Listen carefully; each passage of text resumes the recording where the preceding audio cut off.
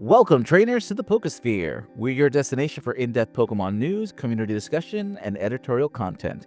We're passionate about this franchise, and we're here to share our insights and connect with fellow fans. So let's talk Pokemon. So we are recording this at the beginning of November, and if you're not aware, both Nintendo and Bandai Namco have dropped a couple of games that might be interesting. One is Digimon Time Strangers, and on the heels of that would have been Pokémon Legends ZA. Now, I am joined today by my fellow co-hosts, Champion Spirit X, Gurren, and special guest, Subarashii, also known as affectionately as Suba, our artist extraordinaire, who's created many wonderful, wonderful images seen on Twitter. Greetings, and I'm very glad to be here. Always happy to have you. Today we're going to talk about the differences between Pokémon Legends ZA as well as Digimon Time Stranger. Obviously, some of us have gone one direction and others have gone in the opposite direction, and we kind of want to do a compare and contrast between the two different games based on our own playthroughs of what we have played. Now, full disclosure, I chose to go with Digimon Time Stranger over Pokémon Legends ZA. I haven't picked up the game at all, which is kind of a rarity for me, but to be forthcoming, Pokémon Legends ZA didn't really offer me anything new in a way that would entice me to pick up the game. However, it's been a while since I've played a Digimon game, and I do love that franchise as well, so I went ahead personally and picked up that game, and I just started playing it 2 days ago. Yeah, I've been having fun with it. X, which game have you been playing? So I caved in and I jumped into Legends ZA. Kind of just got to the point last night when I was playing the real princess. I think it's Jacanth or whatever. I'm not sure. I know I probably pronounced the name wrong. Sorry, everyone. Correct me in the comments how who she is, but you guys know. She put the whole hotel down on lockdown. A little bit of spoiler there, but nothing too big. I'm actually really enjoying it. Like, to me, it's an immersive experience. I've also, as I've mentioned before, gotten into playing Pokemon Go around my city, and I'm really kind of connecting those two vibes. Being able to run around Lumiose is really kind of reminding me of running around chasing after raids and stuff as a group in my own city. So I've been enjoying it. I don't want to get into the stories because in my own excitement, I might slip some spoilers, and I don't want to, ruin that experience for anyone else. If you have favorite Pokemon that you haven't seen in the 3D model, following your raid, engaging in battle like that, this is definitely going to be something, even if it means just looking up that footage, you're going to enjoy. I've actually played both. I haven't gotten too far on both sides. I think maybe around 2 to 4 hours on each game. So I'm actually not very far. But I can definitely say both games are definitely fun to play. Kind of like what Draco says, the Digimon Time Stranger. It's been a while since I played a Digimon game. In my case, though, I did play the Cyber Sleuth series. Definitely great games. They already look great, and Time Stranger just kind of whatever they did with that, built upon it, looks amazing, plays amazing. Legends ZA, I feel like if this makes sense to anybody, I feel like it looks and plays like a very good third-party game. If anybody understands what I mean by that, it just feels like for Pokemon, it feels really good to play. I guess new Pokemon Snap, right? It's new. It's seeing the models in 3D is great, and yeah, that's all I can say for now until we get more into the nitty-gritty about it. But yeah, both games are very fun to play. I just wish I can put more time into them. I've been diving into ZA. The Digimon game, I will be playing that soon. I will be starting that because it is on my wish list. But I have been playing ZA when it came out. It first came out. I actually played the demo in Gamescom, and I thought it was really good. It's a nice refresher. The battle mechanic I actually liked the battle mechanic because it was very similar to Yokai Watch 4's battle mechanic. So that was that's a great positive. I like that. It gives it a good change. I did have fun with ZA. I did. But yeah, I stuck with ZA, and sooner or later I will be playing Digimon. That's actually a great place to start with. trying to, I mean, obviously by the time this video comes out, we'll probably be about a month into the game and not really much left to be spoiled, but I don't know where some of our viewers would be in terms of if they've picked up which game, and so I'm going to try to do our best to avoid any spoilers. So guys, if you are going to dip into that territory, just make sure you you start off with letting people know. Spoiler warning. Starting off with Pokemon, for those of you who've been playing ZA, are there any returning features from the original Pokemon Legends game that you really appreciated seeing again? I'd say because of it, the thing is with ZA, it has a bit of restriction than the Legends Arceus, right? The Pokemon chasing you when you fight is great because obviously they target you, just like that's a great return. Because in Legends Arceus, when you try and battle Pokemon, they can also damage yourself. Like they actually hunt you down as well. I like that return. They do that in Legends ZA now, which is really good. They brought that back. The character design, the style as well, like it's a very mature style than to the mainline games, which I like. So obviously the ZA and Legends Arceus are to appeal nostalgic players, players who are adults now who that's their target audience for the Legends games, not the more child friendlier, even though it's still child friendly, Legends games, but it is more mature look to it than the mainline game. So I like that return. I would say as well that the characters themselves are really well designed. The same style as in Legends Arceus, a bit less. They're more akin to the.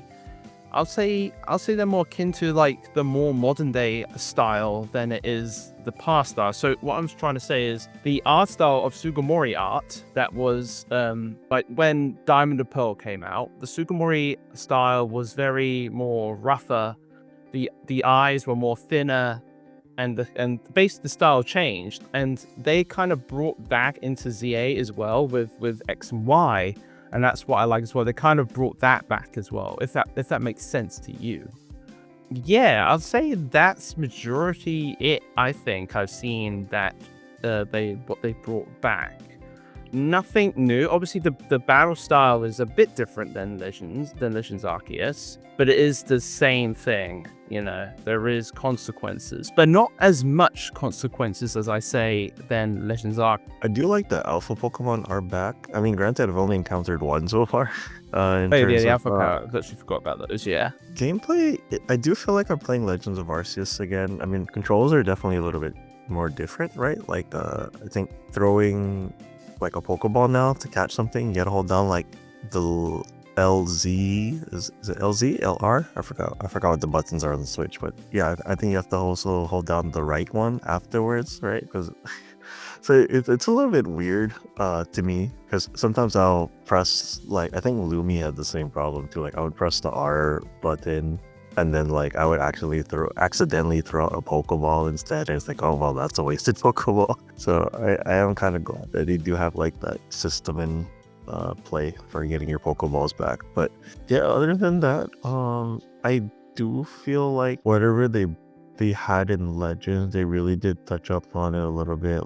You still have things like catching Pokemon from behind. If you hit the Pokeball there, you have a better chance of catching it, or I think it also gives indicators. I think the indicators are new-ish, I think, that show your chances of catching a Pokemon, which is really nice to see. They sped up the catching process a little bit too, when you throw a Pokeball at something, right, and it goes in there, the little instead of the ball shaking now, I think it actually does these little hop things to show 1, 2, 3 to represent the shakes. I think that's pretty cool. It's been an experience. Honestly, so we already brought up the overworld catching, and I love me some Pokemon sniping. It's a lot more difficult in ZA than it was in Legends Arceus, where you had the open fields and a lot of grass or things to hide. Now, you climb on a building and instantly the alpha sees you, and there you are. Either jump off the side of the building, or you have this very small area to try to battle this very scary situation. So, I mean, those moments you could either have gripes about them being so difficult to overcome, or realize that that is a very kind of real situation. If you imagine the Pokemon world existing in that urban setting, and Pokemon trying to find their little corners and niches of the city to exist in, where they could either be left alone or thrive in the ways that they must. And I really thought this was an interesting take on how they had Pokemon spawning in different locations, especially alphas outside of the wild areas. Also, crazy thing, I recently saw a thing where ghost Pokemon can use Shadow Sneak to escape wild areas when attacking you. So watch out for that, everyone. Other aspects of the game that I really enjoy is, yes, the battle system is kind of an evolution of what it was in Arceus, but I really wish there was more of a communication on what exactly the wind-up and the cooldown. Like, they show us a number of the cooldown, but, like, it doesn't seem very relative. Like, I don't know if my perception of time is off when I'm playing a game and it says cooldown 8, if that's actually 8 seconds of gameplay, or if that's just some random number that represents a variable that I'm not seeing somewhere represented directly. I would like more of that communication, so that way I know if I'm going to this move, the wind up for it is definitely going to be interrupted by 2 of my opponent's moves, and I'm likely to die. So I know not to really use that. I don't see any communication for wind up. Correct me if I'm wrong on that. Otherwise, I think, yeah, no, it's. I can't touch on the story because, like I said, my excitement on things will definitely give stuff away. But it is an immersive experience. Definitely something that you want to sort of put your gamer bubble on and just get into it and live your character. The outfit design is so vast. I've already changed my outfit about 6 different times, and I don't think I'm even halfway through the game yet. So just have fun. It's easy to make money doing the battle things every night. Just get out there, and I was actually going to draw a comparison. The way ZA feels and how it's reminiscent to the old Coliseum and Gale of Darkness gameplay. I really suggest it. I haven't played Digimon, but I mean, hey, Draco, maybe you can tell me how fun it is to battle with Final Fantasy end bosses. I mean, we've talked about some of the positives of PLZA. I do want to at least touch on if you guys have noticed anything negative about the game up to this point. I don't know if it's lacking, considering I'm talking about the complete excessive hand-holding akin to Sun and Moon that the tutorial provides. I felt it was a very long time without any indication that there's walls or blockades to areas. I would just instantly walk into a quote-unquote invisible wall and be redirected back on this path. There was items literally outside of my reach, and I found it a little frustrating how limited that tutorial was without actually blocking that area. There's other moments where the cutscenes kind of seem to drag on and on. I'm sure this is probably something to do with like localization, where they have to fill a certain time frame, so the speech bubbles start getting repetitive in other languages. Otherwise, I no-clipped through the world twice now, but it wasn't a repetitive thing. So I don't know, because I tried to go back to those same spots and repeat the process so I could report it, and it didn't happen. Otherwise, other than that, I mean, video games are meant to waste time, so an excessive tutorial, it's 6-7. What do you think? Did you say 6-7? I still don't understand what that means. I really don't understand what that means. In terms of the game's flaws, I really hate the fact that during a battle or to do a battle or something, I have to hold down the left button, the L, LZ, LR button, whatever the hell button that is. I really hate having to hold that down in order to issue moves. Like, I get why it's there, but I really don't like holding it down to use my moves and stuff. It's such a pain in the butt. It's so annoying. That's like my biggest gripe with it so far. Like, other than that though, honestly, it's not really like, I don't remember if the game actually explains it to you, but I also hate the fact, like, for some things, like, you have, like, people would like dodging moves, I should say, dodging moves. Like, nothing wrong with, like, oh, just walk this way and then your Pokemon follows you or something. But I hate those moves where it's like you gotta like kind of swap out your Pokemon. Like you gotta time it right. Like you could say that's a skill issue for me, but like I just find that kind of annoying. Like this is where I wish like I still love like having the turn-based system, because I don't gotta worry about that. Just like click my move, bam. That's it. I mean, it's not a big problem, like, but yeah. Other than that, I don't actually think I have much problems with the game. Oh, wait. No, I just thought of something. X mentioned earlier about a character. I have not encountered them. I know what they look like. I also don't know how to pronounce their name. You know, it would have been great to find out how to pronounce their name. Voice acting. I started up the game and I was like, what's going on? Like I hear no, like, okay, I know this is a Pokemon game, but I hear no voice acting in it, and like I cannot tell the mood of the story. I think this game needs voice future games. Like I get it, it's a Pokemon game. It's always better to like imagine things, like imagine how characters sound like, but I think starting from Z, I don't care if they have to leave it in one language and just like make it straight Japanese or something. They need voice acting. The game needs voice acting. Okay, I got 3 major things. Here we go. So, just like what Gurren said, voice acting is the one major one. Reasons why it needs voice acting: you got these amazing cinematic cutscenes and there's no voice acting at all. It's like the silence is so deafening. It's just like Gurren said, it was like I have no clue what's going on. In the time of era now, where almost the majority of monster catching games have voice acting, like for instance the game that you've been playing, Draco, Digimon, that's got voice acting, and Pokemon is so far behind in that. And to me it's unexcusable. We need it now. I expected voice acting for Pokemon since Sword and Shield came. All right, I've been waiting that long, and it's about time to have voice acting in these games. They had voice acting in the new Pokemon Snap game. That was perfect. Why not just have that and place it in the mainline Pokemon games? It's not hard to do. You know, just hire a couple of, like, you know, some professional voice actors, and there you go, you got them. But no, I don't know why. Just have him voice in the cutscene and you're good. You don't have to have him voice throughout the whole game. Like, you know, not for like any of the side quests or like when they're like in a room talking. Only for the cinematic cutscenes, I'll be absolutely Gucci for that. But they have none at all. I don't know why. Like, it just boggles my mind. Number 2, what I don't like, there's no consequence. No, I did say there's a little bit of consequence because they brought over from Legends Arceus. The problem is there's no consequence. When you go into a wild area, right, and you encounter like an alpha Pokemon, oh no, alpha Pokemon, what am I going to do? It's going to chase after me. It's going to chase after me and hurt me. You can just run out the wild area and you're completely fine. Like, you don't even have to like face it and just like catch it. There's no consequence. And also another function I don't like, when you throw a Pokeball, like, and you miss the Pokemon that you're throwing the Pokeball, you can just pick that back up at the Pokemon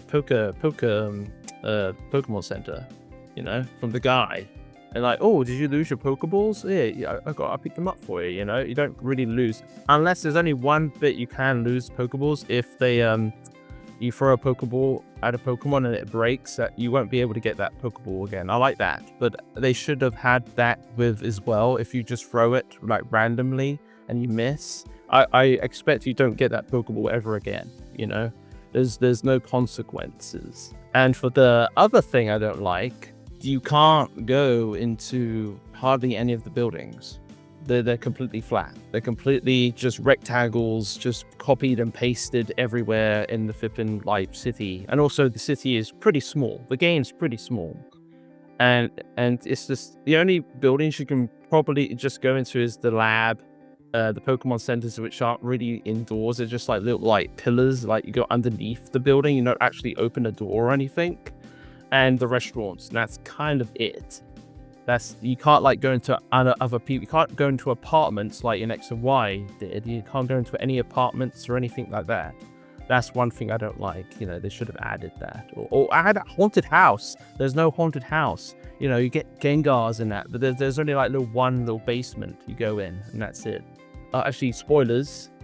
for this part. All right, you go. There is the underground you can go, but they're kind of lacking as well. There's not really anything you do. They're just corridors, and you just encounter Pokemon. That's really it. It is kind of essential to the story, but that's really I wanted like some like little mystery or something like that in the sewers in some way. Add a bit more to it, and that's really what I don't like about the game. All right, so moving from Pokemon, we'll go ahead and switch over to Digimon. And so I guess for me, now I've played Time Stranger. I have actually both of them on Steam. I literally just got Time Stranger just yesterday, so I haven't really been able to get too terribly far into the game. But it is very reminiscent of Cyber Sleuth, and I think that's kind of cool because it also reminds me of the Game Boy versions, Digimon World Dawn and Dusk, where you get your team of Digimon. They're following you, and you can hot swap them in and out. You can digivolve them up, you can digivolve them down. I think it's really nice that they've brought that aspect back, and there are some similarities with Pokemon. For example, they do have an auto battle button, but unlike Pokemon, where you hit that auto battle and then your Pokemon runs over and then starts beating on it and then either comes back or just happy or sad, you get one strike and either you KO your Digimon or you go into the turn-based battle and there's damage done to the Digimon. And I think that's kind of an interesting aspect. There's also the whole effective, not effective type deal where they tell you whether it's 100% effective, 200% effective, 150% effective, or 50% effective. That will persist with every Digimon of the same species, similar to the way the typings work with Pokemon.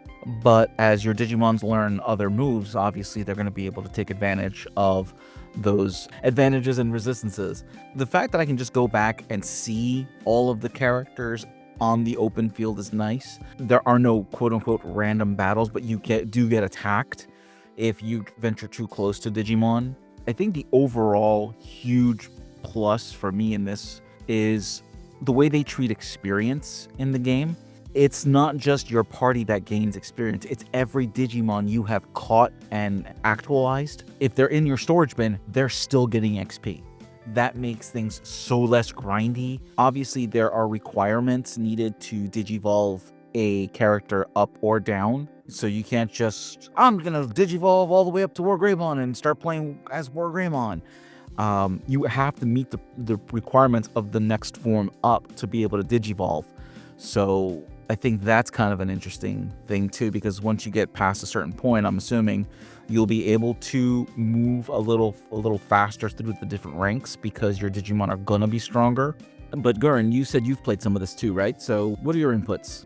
Yeah, I mean, I was enjoying the game definitely, like when I was playing on it. I say was playing on it because I am jumping back and forth between like Pokemon and Digimon. Right now I've been playing more of the Legends ZA game, but only because I am lazy to switch my HDMI cables from my capture card, because I do have two.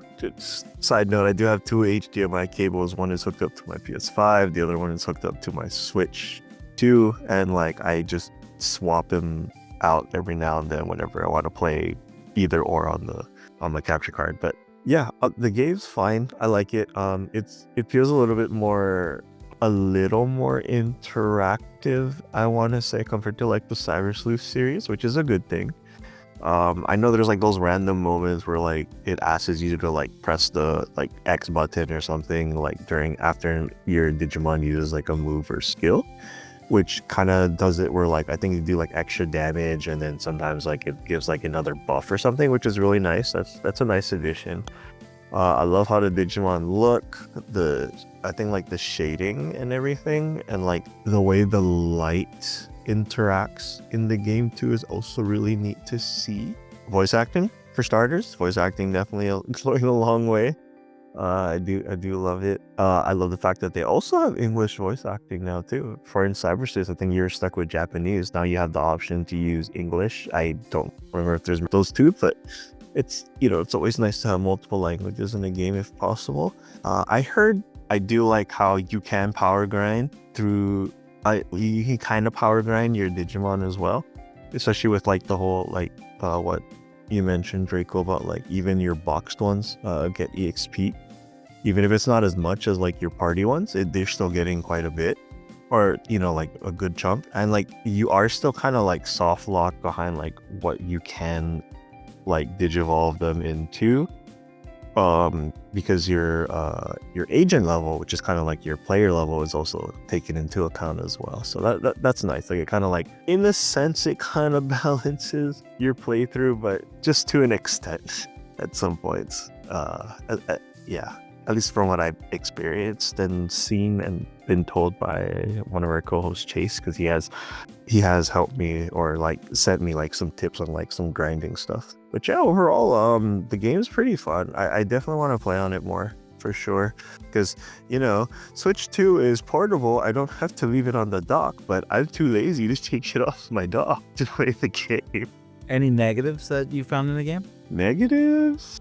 I think the only negative I can think of is if you're like totally brand new to like a Digimon game, or you really haven't played a Digimon game since like Digimon World 1 or 3 or something, or like maybe you played Cyber Sleuth as well, but like that was your other first game, right? Like the game has, I think it has in-game like guides and stuff. They give you like a brief description of like some stuff, and then after that you kind of have to like figure things out yourself. So like my thing is like, if you were a new player, you're kind of like thrown like all this information about like advantages and disadvantages. If you can't commit it to memory, they do have a few Digimon, kind of like in Pokemon, they show you like, oh, this move will do like this much more damage or this much less damage, which is nice.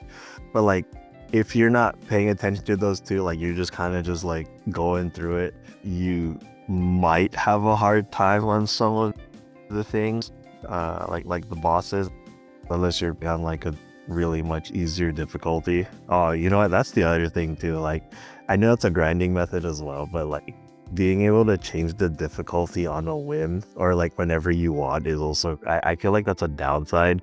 Yeah, because you can kind of like just cheese a lot, and like I kind of don't like that, but I know there's like casual players, so like I can't really like dog on it too much. I think my biggest complaint so far about the game is that unlike Pokemon, where they kind of just cut you loose after a little bit of a story, this is very dialogue heavy. Like there were times where I'm just sitting there like, all right, shut up, let me get back to trying to catch some Digimon. I think that's really the only true negative I have so far. I don't have a problem with the soft locking of Digimon forms, even the fact that they're silhouetted unless you've already digivolved them or encountered them in some form. This way you don't know what you're gonna get, but then it's forgiving, so it's like, all right, cool, you've digivolved up.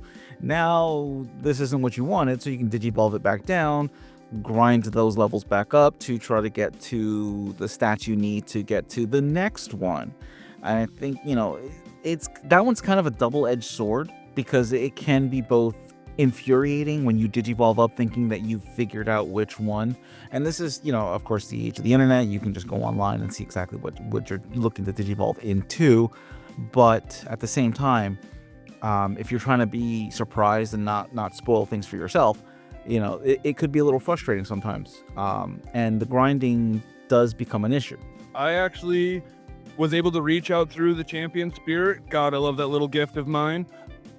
I have a well-done Digitamer here that has been diving into Time Stranger. It's a good friend of the champion spirit, and I'm going to have him speak on my behalf for the experiences that he's having as a Digimon fan. Take it away, well done. I didn't beat it yet, but from playing it so far, it's taking years for them to make it, but it's a lot more fleshed out than Pokemon, at least, combat system-wise, and it's a lot harder than I was expecting to. Yeah. What difficulty setting are you playing on? Normal? They were just talking about being able to change it. What about the nostalgia factor? Is it really bringing you back to the old times? Because I know we both grew up with that. I used to I've played the others, Fire Sleuths, Hacker's Memory, so it's pretty much the same thing, but just a little bit more added detail to it. That's kind of, Draco was touching on that too. I mean, our time's limited here. It's kind of difficult to keep you manifested so close. But any non-spoiler tips you can give to people who are kind of just starting or within, the first hour after that tutorial? Don't brute force it. That is the worst thing I've been doing right now, is trying to brute force the boss fights. You heard it. Take strategy over force. All right, I'm losing his connection. I'm actually fading out as well. Everyone at the PokeSphere, all my co-hosts, I hope you have a great one. Sue, anything to add before we close out? Legends ZA for me was 6 out of 10. It wasn't good, but it was okay. That's what I'll give the game. There are some things that definitely need improving, but I always like to stay positive. I'm looking forward to what Game Freak can improve for upcoming games, which hopefully that will definitely give them some ideas in the near future. Buy both games. If you're a fan of both series, buy both games. Obviously, there's, they're not cheap games. They're both fairly on the pricey side, with Pokemon being $60 plus another $30 for the DLC, and Digimon going for $70 on the PS5. I bought it used for $60, and so whichever way you go, you really need to just kind of weigh the benefits of the different games, of the different play styles, if you're in both camps. Otherwise, I mean, I've been enjoying my game for Digimon, and it sounds like the guys who have been playing Pokemon have been really having a blast. So, yeah, let us know what you think. Which game have you guys been playing? Which one, if you've been playing both, which one did you like better? What aspects do you want to see improved that you've noticed in either game? Or let us know what your best moments were for this game. Let us know down below. Also, be sure to share, like, subscribe. Remember, we're also on X, Bluesky. We have a Discord as well. We're on YouTube and on Rumble. And as always, we'll see you in the next video.